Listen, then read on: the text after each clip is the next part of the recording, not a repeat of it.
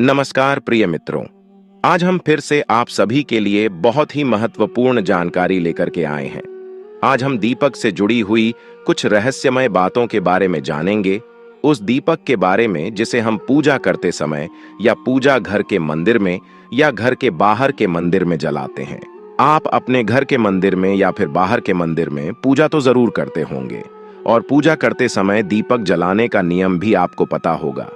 आपको पता होगा कि जिस दीपक को आप जिस भगवान का नाम लेकर जलाते हैं, कहीं वह दीपक कुछ गलत संकेत तो नहीं दे रहा है।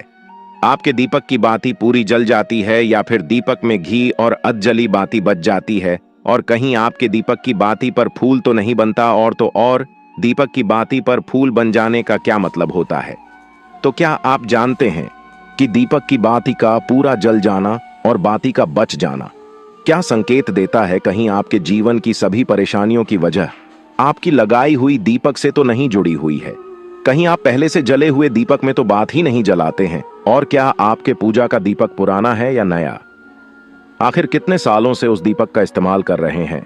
कहीं आपकी की तो आदत नहीं है थोड़े दिनों के बाद दीपक को बदल देने की? तो दोस्तों, आपको जानकर हैरानी होगी कि आप अपने पूजा घर के मंदिर में दीपक जलाते समय अगर यह गलती करते हैं तो आपको इसका परिणाम भुगतना ही होगा।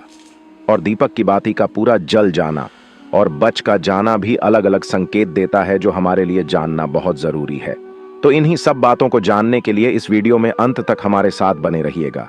दोस्तों, जब हम पूजा करते हैं तो हमारा दीपक कभी कभी अचानक से बुझ जाता है, और कभी कभी ऐसा होता है कि हमारी पूजा होने के बाद हम उस दीपक को भगवान के सामने जलता छोड़ देते हैं, लेकिन कुछ समय के बाद में दीपक खुद ब खुद बुझ जाता है और उसमें अधजली बाती और भी बचा रह जाता है। और कभी कभी तो हमारे दीपक की बाती पूरी जल जाती है और उसमें फूल भी बन जाता है। तो इनके अलग अलग नकारात्मक और सकारात्मक परिणाम होते हैं। तो सबसे पहले यह जानते हैं कि अगर हमारे दीपक में फूल बन रहा है तो इसका क्या मतलब होगा। उससे पहले दोस्तों, अभी तक हमारे वीडियो को लाइक नहीं किया हो तो एक लाइक कर दीजिए और चैनल को सब्सक्राइब करना ना भूले, और कमेंट बॉक्स में जय सीताराम, जय बागेश्वर धाम सरकार लिखना ना भूले, ताकि बागेश्वर धाम बालाजी की कृपा आपके ऊपर सदा बनी रहे। प्रिय मित्रों, अगर हमारे दीपक की बात में फूल बन रहा है तो इसका सीधा सा मतलब है कि भगवान ने हमारी प्रार्थना को स्वीकार कर लिया है और वह हमारी पूजा से प्रसन्न है। और इसका संकेत वह बाती में बने इस फूल के माध्यम से देते हैं।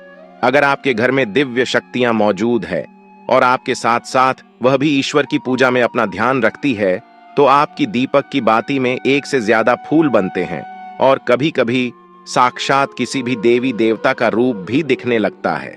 तो अगर आपके दीपक की बाती में फूल बन रहा है तो आप सच में बहुत भाग्यशाली हैं। और इसी के साथ दीपक जलाने के भी कुछ खास नियम आपको जरूर जानना चाहिए।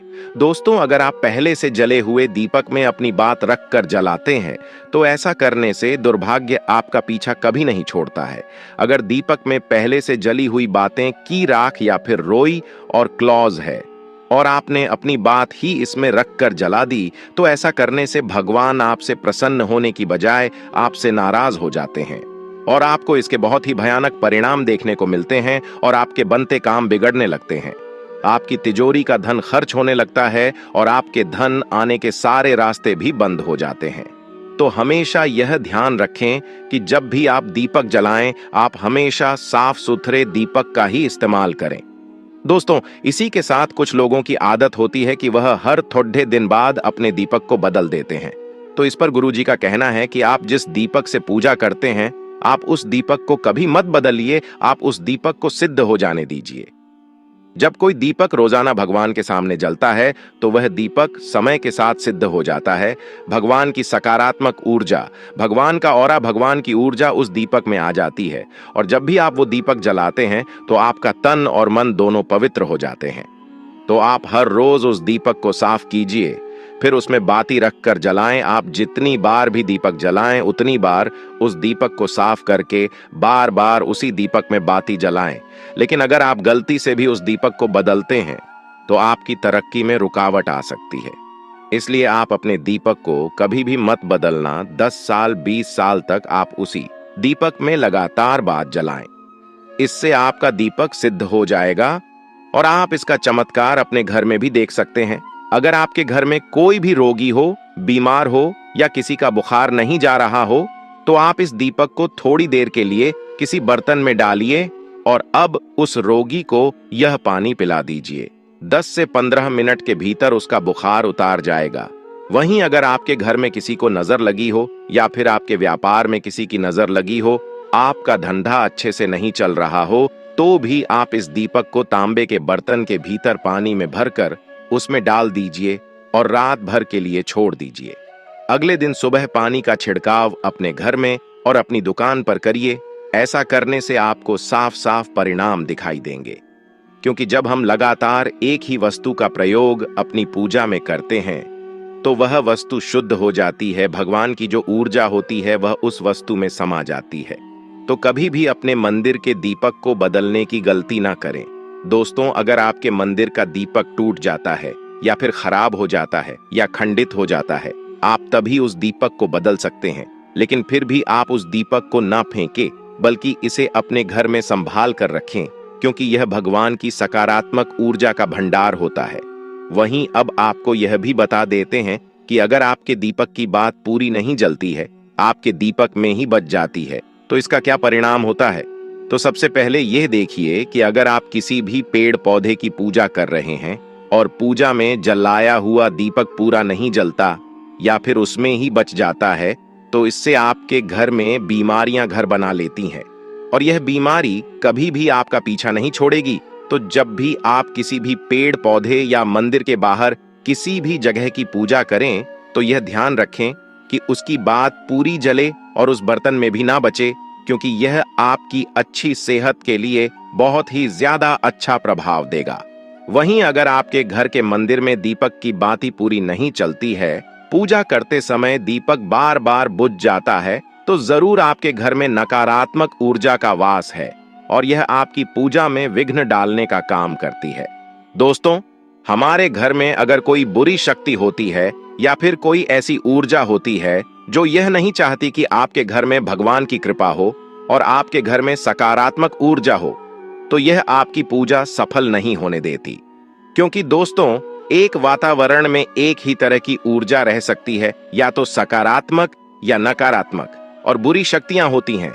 वह यह कभी भी नहीं चाहती कि आपके घर में देवी शक्तियों का वास हो, क्योंकि अगर आपके घर में भगवान ने अपनी कृपा की तो उन बुरी शक्तियों और ऊर्जाओं को आपके घर से जाना पड़ेगा। तो यह बुरी शक्तियां हमेशा इसी कोशिश में रहेगी कि आपकी पूजा में रुकावटें आएं और इन्हीं के प्रभाव से हमारा दीपक बार बार बुझ जाता है या फिर हमारे दीपक की बाती ही पूरी नहीं जलती। तो इस सबसे बचने के लिए आपको क्या करना है कि सच्चे मन से भगवान का स्मरण करना है, और जब भी आप दीपक जलाएं तो भगवान से सबसे पहले यह प्रार्थना करें कि आपके आसपास जितनी भी नकारात्मक ऊर्जा हो वह आपसे दूर रहे, भगवान की कृपा आप पर बनी रहे। साथ ही ऐसी शक्तियों से बचने के लिए जब भी आप दीपक जलाएं तो गंगा जल से एक गोल घेरा बना ले और इस गोल घेरे में दीपक को रखें, क्योंकि दोस्तों, गंगा जल बहुत ही पवित्र माना गया है और महादेव का वरदान भी गंगा जल को मिला हुआ है। तो गंगा जल में सबसे पहले तो कोई भी बुरी शक्ति प्रवेश नहीं कर सकती, इसलिए कभी भी गंगा जल खराब नहीं होता और गंगा जल हर तरह की ऊर्जा को सकारात्मक ऊर्जा में बदल देता है। और अगर आप गंगा जल से बने हुए गोल घेरे में दीपक को रखेंगे तो यह आपकी पूजा में किसी भी शक्ति को बाधा नहीं बनने देगा और कोई भी नकारात्मक शक्ति आपकी दीपक को बुझा नहीं पाएगी और आप निर्वाह अपनी पूजा संपन्न कर पाएंगे और देवी शक्तियां भी आपके जीवन में अपनी कृपा और आशीर्वाद बनाए रखेगी। हिंदू धर्म में पूजा पाठ को बड़ा महत्व दिया गया है और रोज भगवान की पूजा को अनिवार्य बताया गया है।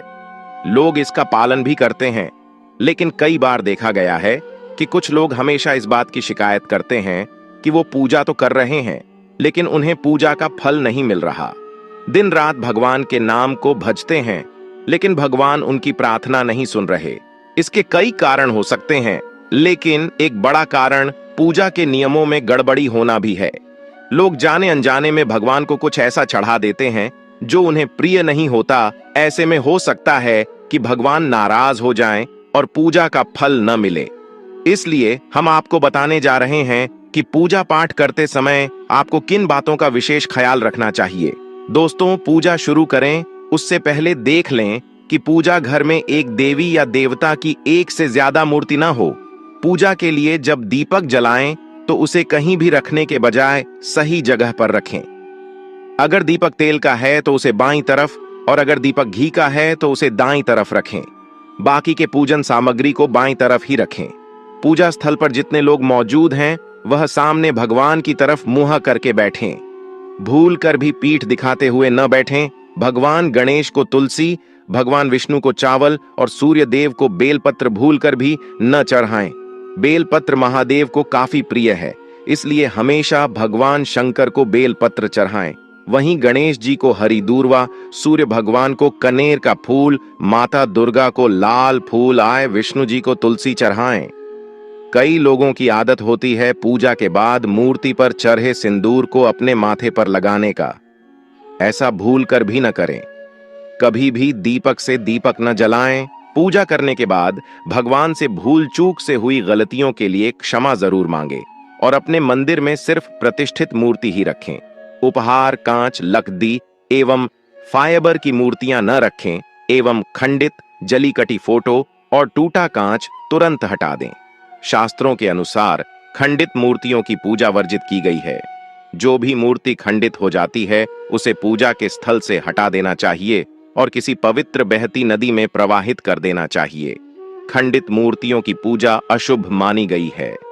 इस संबंध में यह बात ध्यान रखने योग्य है कि सिर्फ शिवलिंग कभी भी किसी भी अवस्था में खंडित नहीं माना जाता है। पूजा घर में मूर्तियां 1 से 11 इंच तक की होनी चाहिए, इससे बड़ ही नहीं होनी चाहिए, तथा खड्डे हुए गणेश जी, सरस्वती जी, लक्ष्मी जी की मूर्तियां घर में नहीं होनी चाहिए। तो दोस्तों, उम्मीद करते हैं कि आपको हमारे द्वारा बताई गई यह जानकारी पसंद आई होगी। तो वीडियो को लाइक करें और कमेंट में जय सीताराम, जय हनुमान, जय बागेश्वर धाम सरकार जरूर लिखें। आज के लिए बस इतना ही। मिलते हैं किसी नई जानकारी के साथ। धन्यवाद।